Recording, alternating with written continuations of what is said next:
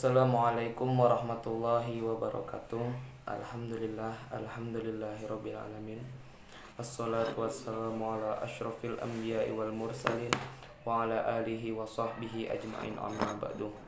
Baiklah, pada kesempatan kali ini saya akan menjelaskan tentang materi ilmu shorof yang berjudul tentang isim. Baik, langsung saja kita masuk ke dalam materinya yang berjudul tentang isim. Jadi di sini isim bisa dikatakan atau bisa diartikan sebagai nama, kata benda, dan lain sebagainya. Sedangkan menurut para ulama nahwu, isim adalah kata yang menunjukkan suatu makna yang ada pada zatnya, akan tetapi tidak berkaitan dengan waktu. Selanjutnya yaitu isim terbagi ke dalam beberapa jenis, yaitu yang sesuai dengan kelompoknya. Misalnya isim berdasarkan jenis, isim berdasarkan jumlah, isim berdasarkan bentuk, dan lain sebagainya. Karena isim banyak sekali, maka kita tidak membahasnya secara lengkap di sini. Hanya beberapa jenis isim yang berkaitan erat dengan ilmu shorof yang akan kita bahas. Selanjutnya ada beberapa contoh tentang isim. Yang pertama yaitu isim untuk nama orang. Jadi di sini contohnya yaitu adalah ada Zaidun dan Muhammadun. Ini adalah contoh isim untuk nama orang, yaitu dinamakan dengan isim alam. Selanjutnya yaitu ada kata hadza, hadhihi. Yaitu di sini bisa dikatakan dengan kata tunjuk. Kata hadza ini termasuk ke dalam jenis yang dinamakan isim isyarah. Selanjutnya yaitu ada kata ana dan anta. Itu di sini bisa dikatakan dengan kata ganti. Dan kata ana ini termasuk ke dalam contoh dhamir. Selanjutnya kita masuk ke dalam tanda-tanda isim. Di sini tanda-tanda isim terbagi menjadi 3. Yang pertama yaitu bertemu dengan huruf jar, yang kedua bertanwin, yang ketiga dilekati dengan alif lam. Selanjutnya yang pertama yaitu bertemu dengan huruf jar. Di sini terbagi menjadi ada 8 isim yang bertemu dengan huruf jar atau tanda-tanda isim yang bertemu dengan huruf, ada 8. Yang pertama yaitu min, yang artinya dari. Selanjutnya yaitu adalah ila, yang artinya ke. Selanjutnya an, yang artinya dari. Selanjutnya ada ala, yang artinya di atas. Selanjutnya ada fi, yang artinya di dalam. Selanjutnya ada bi, yang artinya dengan. Yang selanjutnya ada ka, yang artinya seperti.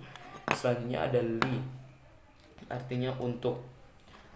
Contoh dari isim yang bertemu dengan huruf jar yaitu contohnya bismi atau bismillah. Itu adalah contoh dari isim yang bertemu dengan salah satu huruf jar. Jadi bismi ada huruf ba di depan kata-kata ismun. Itu kita baca dengan bismi. Selanjutnya yaitu yang kedua bertanwin. Isim yang bertanwin contohnya qalamun, babun, kitabun. Jadi di akhir kata-kata itu ada tanda tanwin, yang maka kita baca qalamun dan babun, kitabun. Itu kita baca tanwin. Selanjutnya yang ketiga yaitu dilekati dengan alif lam. Jadi di sini ada isim yang bisa dilekati dengan alif lam, yaitu yang pertama adalah contohnya ada al-kitabu dan al-Qur'anu. Al-kitabu yaitu asal katanya itu adalah kitabun. Jadi di sebelum kata kitabun itu ada huruf alif dan lam, maka wajib bagi kita membacanya dengan al-kitabu. Dan selanjutnya ada al-Qur'anu, yaitu asal katanya Qur'anun. Maka itu sama seperti al-kitabu, harus kita baca al-Qur'anu. Selanjutnya kita masuk ke dalam isim berdasarkan jenis. Nah, isim berdasarkan jenis di sini terbagi menjadi dua, yaitu ada isim muzakkar dan isim muannas. Yang pertama yaitu isim muzakkar. Isim muzakkar secara bahasa memiliki arti laki-laki. Sedangkan secara istilah, isim muzakkar adalah terminologi untuk kata-kata yang termasuk ke dalam jenis laki-laki. Semua nama manusia untuk laki-laki dan nama benda yang tidak mengandung huruf tak marbutoh. Jadi di sini isim muzakkar yaitu adalah kata benda yang tidak mengandung huruf tak marbutoh. Contohnya untuk nama orang yang pertama ada Ahmadun, Zaidun, dan Ibrahim. Nah, itu bisa dikatakan sebagai isim muzakkar untuk nama orang. Selanjutnya kita masuk ke dalam isim muzakkar untuk nama benda. Di situ ada kitabun, qalamun. Nah, itu ada kata benda untuk isim muzakkar. Selanjutnya kita masuk ke dalam isim muannas. Isim muannas adalah secara bahasa memiliki arti perempuan. Dan sedangkan secara istilah, isim muannas adalah isim yang masuk ke dalam jenis perempuan. Semua nama perempuan dan isim-isim yang mengandung huruf tak marbutoh. Jadi di sini isim muannas yaitu adalah isim yang mengandung huruf tak marbutoh atau isim yang ada huruf tak marbutoh di dalamnya. Contohnya yang pertama yaitu adalah isim untuk nama orang. Di sini ada contohnya yaitu adalah Fatimatun dan Khadijatun. Nah, itu adalah nama isim muannas untuk perempuan. Jadi di akhir kata tersebut ada tak marbutoh di belakangnya. Selanjutnya kita masuk ke dalam nama benda untuk isim muannas. Sini ada contohnya yaitu madrasatun dan jami'atun. Jadi di akhir kata madrasatun dan jami'atun itu adalah ada huruf tak marbutoh di belakangnya. Selanjutnya kita masuk ke dalam isim berdasarkan jumlah.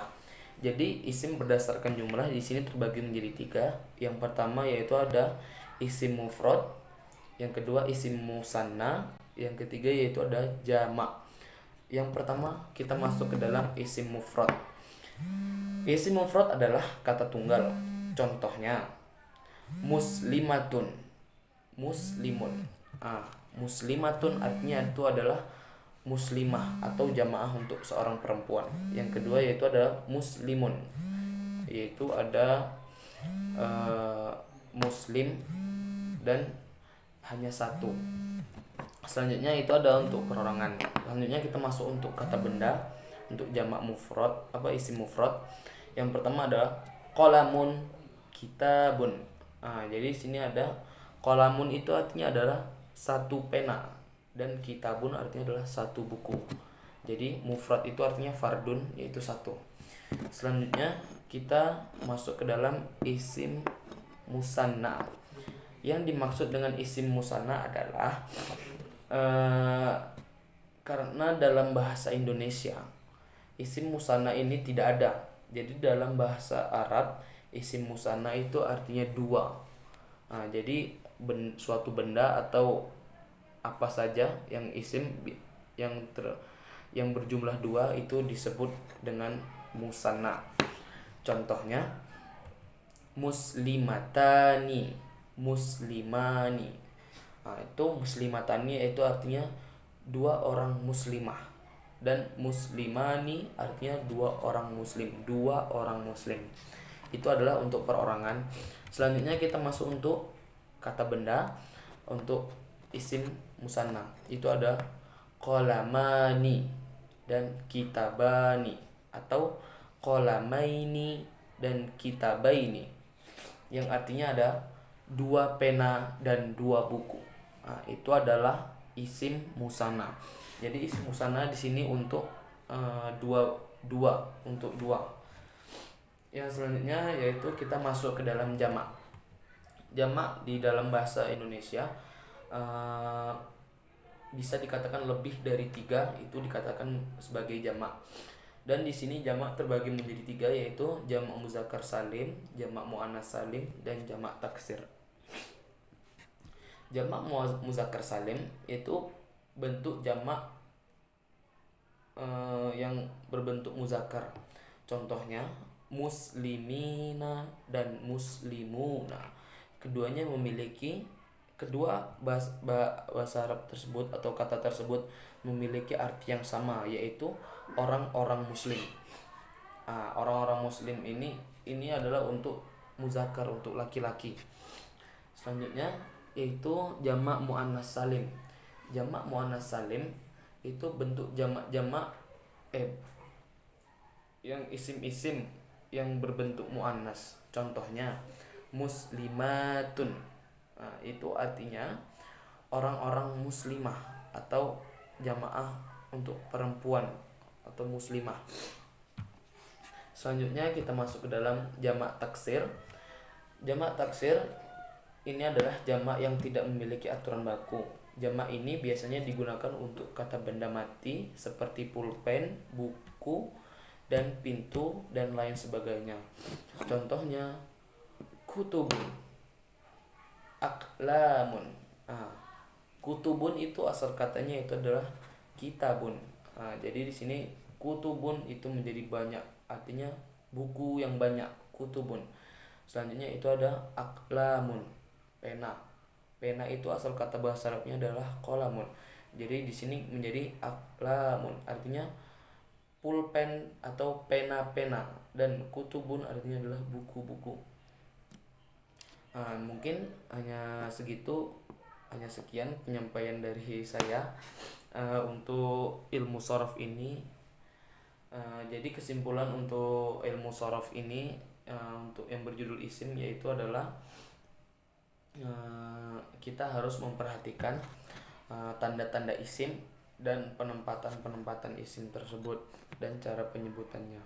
Jadi kita harus bisa membedakan mana isim muzakkar salim, mana isim muzakkar dan isim musanna, dan jamak taksir. Itu yang harus kita bedakan. Mungkin hanya sekian dari saya. Saya akhiri, wabillahi taufik wal hidayah. Wassalamualaikum warahmatullahi wabarakatuh.